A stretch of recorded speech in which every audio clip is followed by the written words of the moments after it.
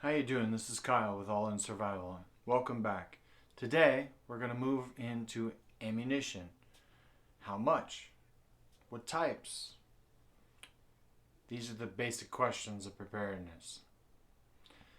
First thing before we get going, we need to define a couple of different things. One, you have your defensive rounds, and then you have training rounds.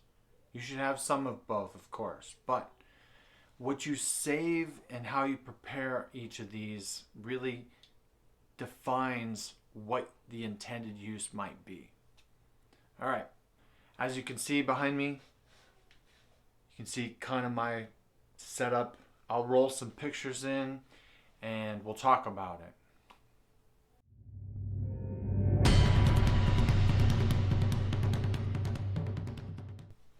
All right, ammunition. It can get complicated, right? Are you preparing for something?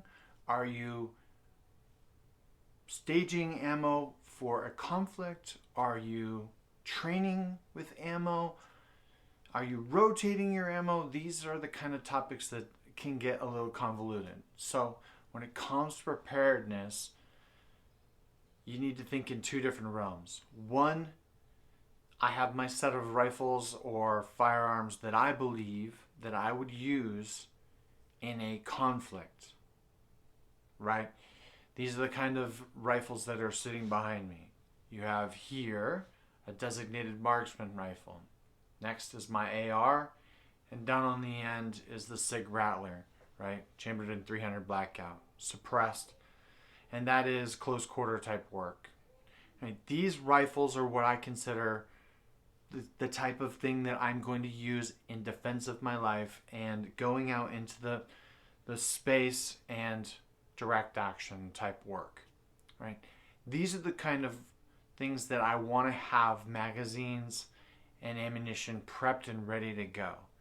Now, my Ruger 1022, I also keep tons of ammo for that, but I'm not going to load all of the magazines and have them all lined up and all of that stuff because I'm not going to grab for that rifle if there's an emergency.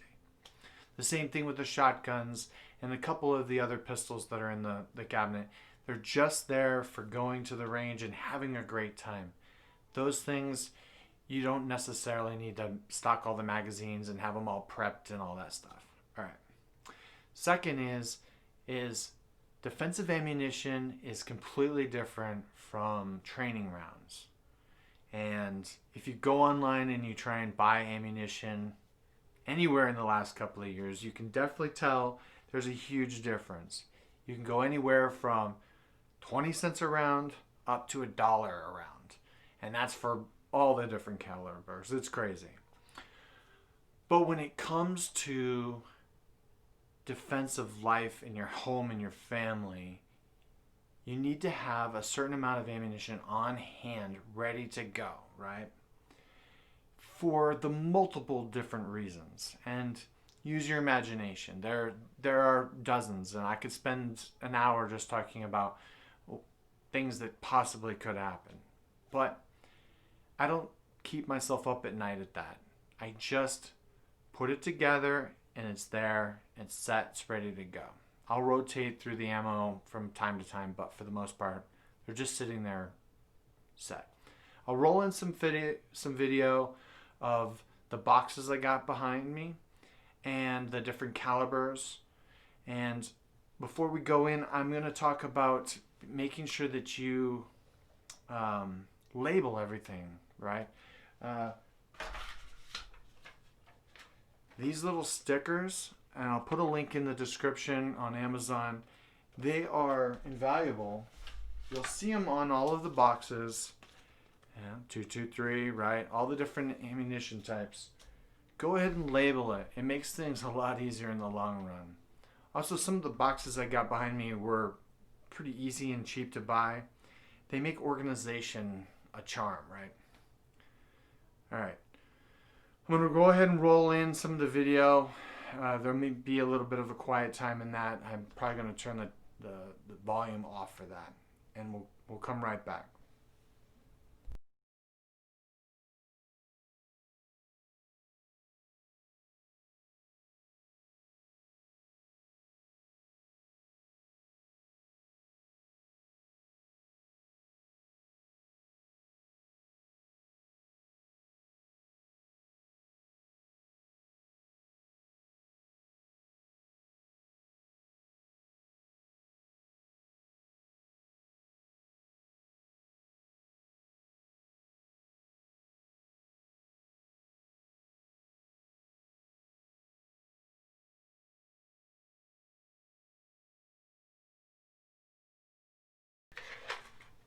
All right, welcome back.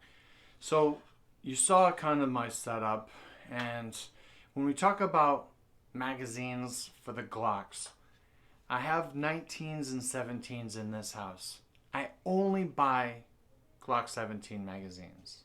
And why? Because of the extra magazine capacity. You can put this magazine in the Glock 19s if you needed to, and I will. I want that capacity. So I've bought, there's probably 20 of these laying around. I didn't lay them all out because honestly I've got them stashed just about everywhere. But yes, I keep them loaded. They're in bags, they're in go bags, they're in range bags, they're ready to go. I prefer to shoot loaded magazines and not do that out at the range. I'm wasting time, sunlight, sweating to death. It is Las Vegas. So the next thing is these, right? These are marking what type of magazine and what type of round, right? 300 blackout subsonic. I only run subsonic through my Rattler. It's all dialed in for the compression on that. I mark them, right? The last thing in the world I want to do is get into a stressful situation and jam in a 223, right? And I've lost the gunfight because I couldn't keep organized, right? You don't want that to happen. Make sure that if there's going to be any failures, it's in your training and not your equipment. All right.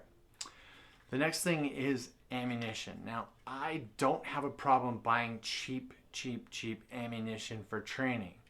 I don't use a ton of ammunition when I train anymore. I go in and I do specific drills. I will not just go out and dump a magazine just for the heck of it. I'm well past that phase in my training. Mag changes, immediate action drills, changing positions. These are the kind of drills that you need to be practicing while you're out and about.